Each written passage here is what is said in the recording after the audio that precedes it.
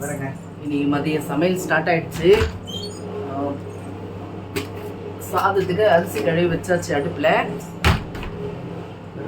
காரக்குழம்பு தான் வைக்க போகிறேன். காரக்குழம்புக்கு எண்ணெய் ஊற்றி வச்சுருக்கேன். அடுப்பு பற்ற வச்சுக்கலாம்.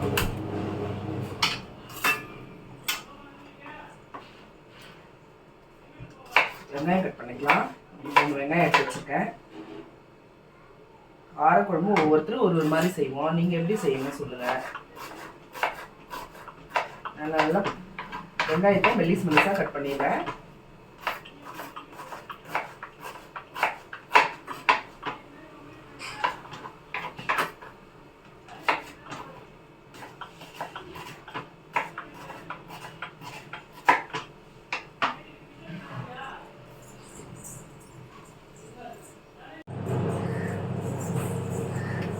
எண்ணெய் காஞ்சிருச்சு.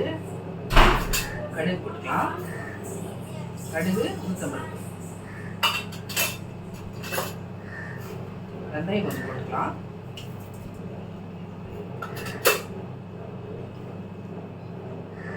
பூண்டு நல்லா நிறையவே போடலாம். நல்லா வாசனையாக இருக்கும் காரக்குழம்புக்கு.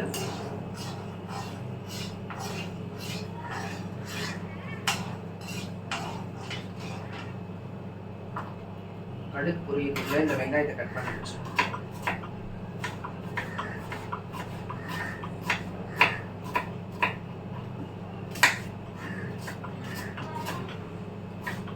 எல்லாரும் ஒவ்வொருத்தர் வந்து கட் பண்ணி வச்சுட்டு சமையல் ஸ்டார்ட் பண்ணுவீங்க. நான் அப்படி இல்லைண்ணா, நான் வந்து ஒன்றுன்னா அப்படியே எண்ணெயை வச்சுட்டோம்னா டக்கு டக்கு டக்குன்னு ஒன்று கட் பண்ணி போட்டுருவேன். கடுகும் பொரியுது, நம்ம வெங்காயமும் கட் பண்ணியாச்சு. இப்போ பூண்டு போட்டுக்கலாம். பூண்டு கொஞ்சம் தரப்பட்டோம், காரக்குழம்புக்கு நல்லா இருக்கும்.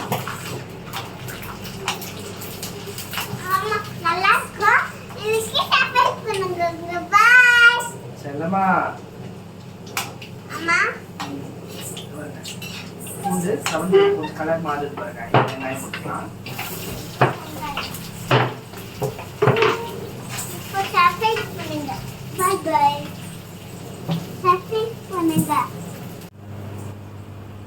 வெங்காயம் செவந்துருக்கு. கொஞ்சம் கருவேப்பிலை போட்டுக்கலாம்.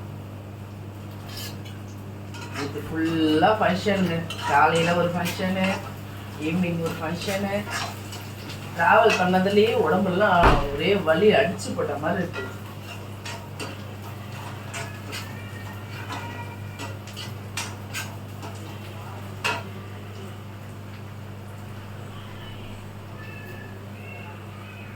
வெங்காயம் ஒரு 3 தக்காளி, ஒரு 3 தக்காளி கட் பண்ணிக்கலாம். 4 வெங்காயம் போட்டிருக்கோம். 3 தக்காளி சரியா இருக்கும்.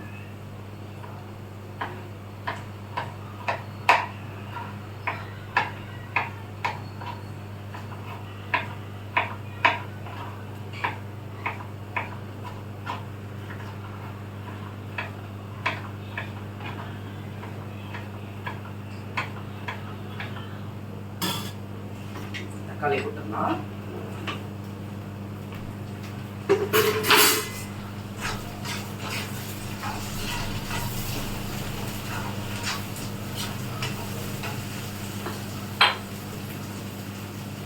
தக்காளி வதங்கிறதுக்கு உப்பு போட்டுக்கலாம்.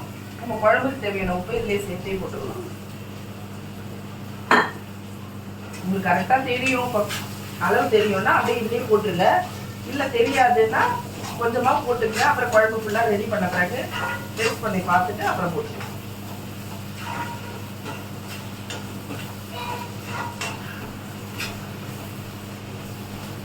ஈஸியாக வைக்கிற காரக்குழம்பு இது.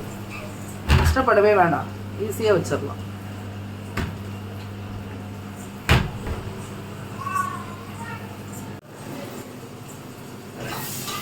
தக்காளி நல்லா குழஞ்சு வருது.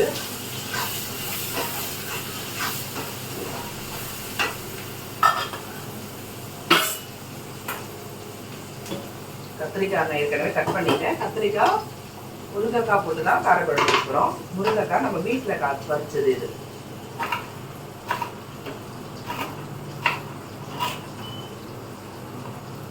முருங்கைக்காய் வந்து சின்ன சின்ன பீஸாக கட் பண்ணிங்க.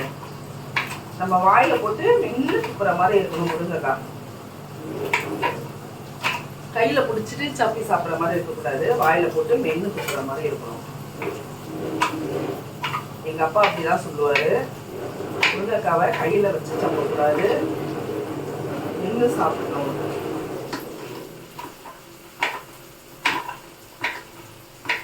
இன்னொன்று பெரிய பீஸாக இருந்தால் நம்ம வாய்க்குள்ளே போட்டு கடிக்கும் போது வாயெல்லாம் குத்தும். சின்ன பீஸாக இருந்தால் நம்ம ஈஸியாக இருக்கும் மென்று சாப்பிட்றது. முருங்கைக்காவை வெறுமனே அந்த சதையை மட்டும் வலிச்சு எடுக்கக்கூடாது, முருங்கைக்காவை தோலோடு வாய்க்குள்ளே போட்டு மென்று துப்பணும்.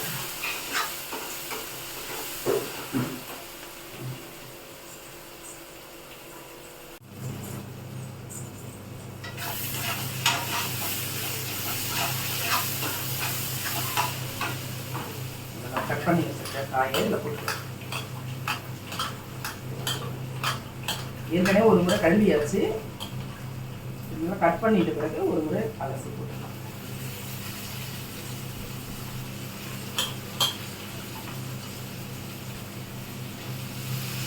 இன்னும் மிளகாத்தூள் போடலை, தக்காளி வெங்காயத்தோட தான் போட்டிருக்கேன் காயை.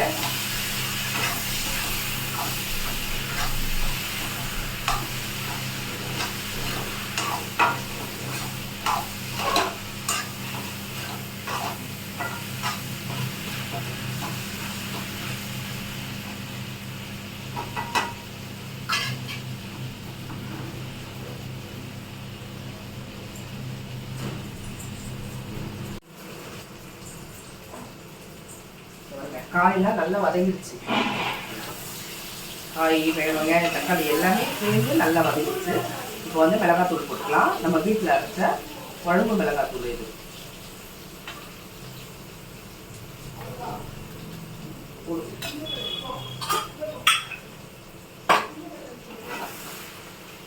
ஆல்ரெடி ரொம்ப உடம்பு சூடாகி போச்சு.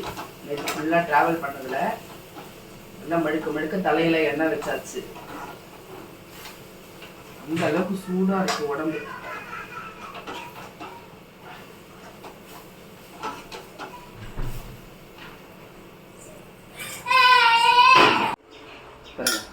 புளி கொஞ்சமாக புளி ஊற வச்சுருக்கேன். புளியை கரைச்சி குழம்பு இதில் நம்ம வதக்கி வச்சுருக்கோம் இல்லையா, அதில் ஊற்றி ரொம்ப ஈஸியாக வச்சிடலாங்க கரை குழம்பு. இந்த மாதிரி தேங்காய்லாம் அரைச்சி ஊற்றலாம். தேங்காய் அரைச்சி ஊற்றினா இந்த பசங்களுக்கு பிடிக்காது வீட்டில், அதனால் தேங்காய் ஊற்ற மாட்டேன். இன்னொன்று சீக்கிரமாகவே முடிஞ்சிடும். இன்னும் அந்த காரக்குழம்பு வந்து சீக்கிரமாகவே முடிஞ்சிடும் நம்மளுக்கு. ஏற்கனவே லேட்டாக தான் கொஞ்சம் சமைக்கவே ஸ்டார்ட் பண்ணேன் நான்.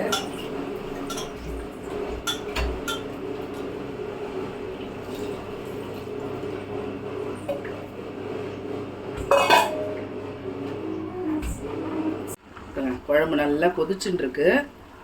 எண்ணெய் பெரிய ஸ்டார்ட் ஆகுது பார்த்தீங்களா, அப்போ குழம்பு நம்ம சிம்மில் வச்சு விட்டுடணும். சிம்மில் வச்சுட்டோம்னா அந்த எண்ணெயெல்லாம் நல்லா இன்னும் அழகாக பிரிஞ்சு வரும். குழம்பு நல்லா டேஸ்ட்டாக இருக்கும். அந்த பொறுமையாக கொதிக்கும் போது நல்ல டேஸ்ட் வரும். இங்கே அவிச்ச முட்டை, வறுத்த அப்பளம், ஆனியன் பக்கோடா, இது எல்லாமே இந்த குழம்புக்கு சூப்பராக இருக்கும். வீட்டிலேயே பக்கோடா போட்டுக்கலாம், கொஞ்சம் முட்டை அவிச்சு வச்சுக்கலாம், சூப்பராக சாப்பிட்டு முடிச்சிடலாம்.